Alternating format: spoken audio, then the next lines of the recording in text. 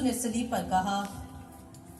और हम सब के लिए ये एक मिसाल है कि खुदावंद यीशु मसीह ने कहा कि उस वक्त खुदावंद यीशु देख रहे थे और सलीब के पास 3 औरतें और एक खुदावंद का शागिर्द मौजूद था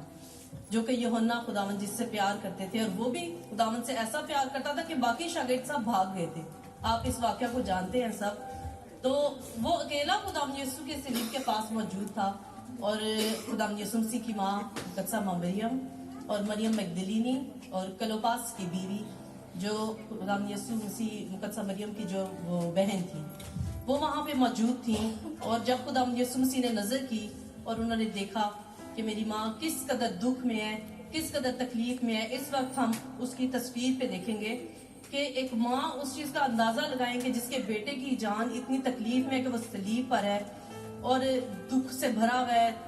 कांटों का ताज उसके सर पे है और कोड़े खाए इतने ज्यादा, इतनी तकलीफ में वो था। और माँ जैसे शमौन ने पहले ही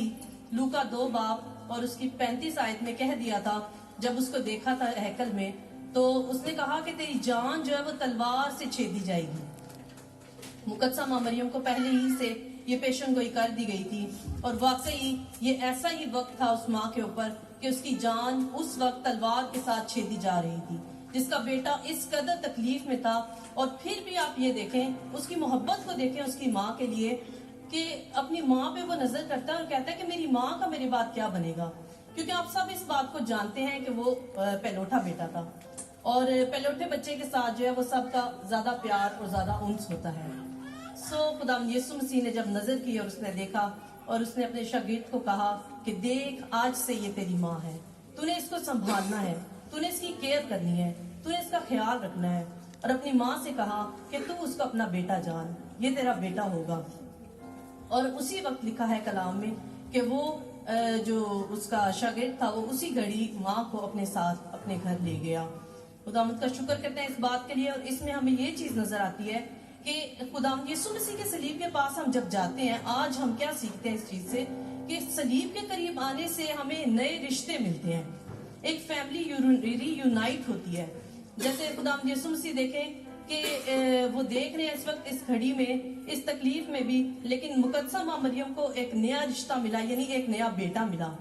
उसने कहा कि मेरे बाद अगर कोई होगा तो वो तेरा बेटा ये होगा जो तुझे संभालेगा, जो तेरी केयर करेगा। खुदावंद यीशु मसीह ने इसी तरह कहा था कि तुम एक दूसरे को पाप बोझे के साथ मिला करना, क्योंकि खुदावंद यीशु मसीह के जाने के बाद कलीसिया को बहुत सारी मुसीबतों में से गुजरना पड़ा, बहुत सारे दुखों में से गुजरना पड़ा। और बहुत सारे लोग जो थे वो जो यीशु मसीह को जब कबूल करते थे और यीशु मसीह के पास जब आते थे तो वो अपनी फैमिलीज को, अपने बहन भाइयों को, अपने अजीजों को, उनको छोड़ना पड़ता था खुदावंद यीशु मसीह के पास आने के लिए।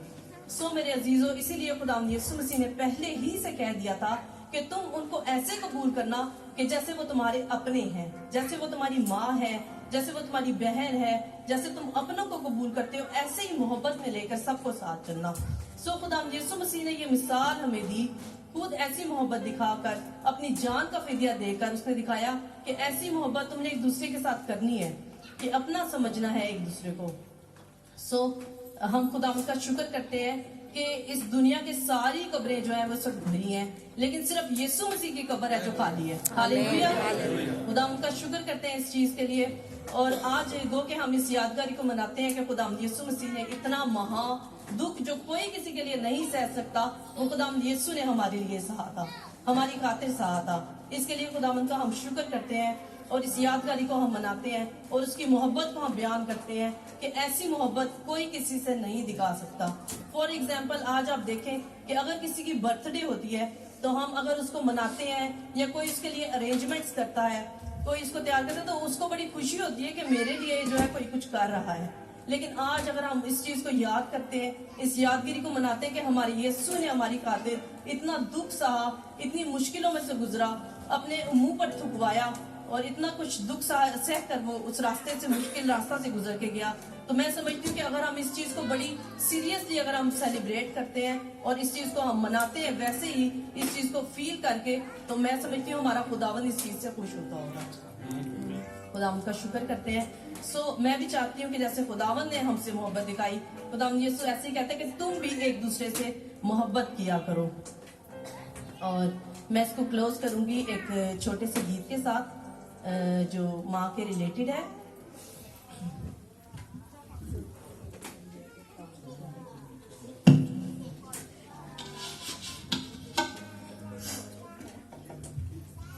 صلیب کی